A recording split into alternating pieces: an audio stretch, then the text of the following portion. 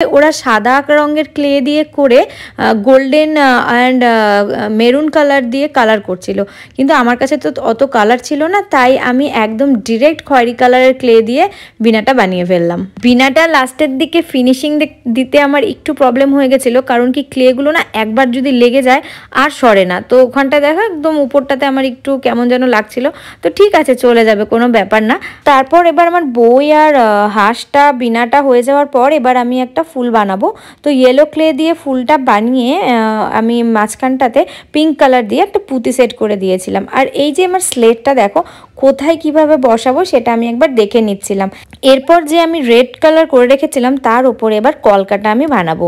তোমরা কিন্তু অবশ্যই জানাবে যে কেমন হয়েছে স্লেটটা, আর অবশ্যই অবশ্যই যারা যারা পছন্দ করবে তারা অবশ্যই ভিডিওটাকে শেয়ার করে দিবে।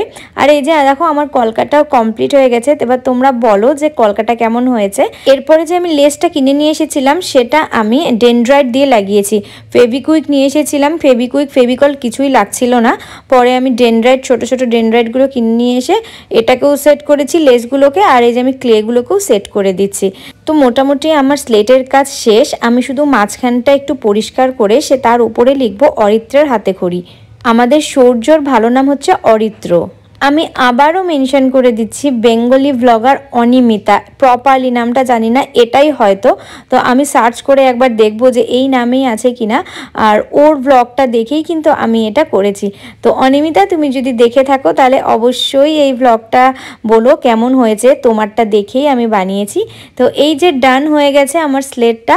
তো তোমরা সবাই বলো যে আমাদের সূর্যর হাতে খড়ির স্লেটটা কেমন হয়েছে। আর আমাদের সরস্বতী পুজোটা রবিবারেই হয়ে যাবে, কারণ আমরা লাগনতেই পুজোটা করি। তো আজকের ব্লগটা এ পর্যন্তই। তোমরা কিন্তু অবশ্যই অবশ্যই জানাবে যে সূর্যর হাতে খড়ির স্লেটটা কেমন লাগলো।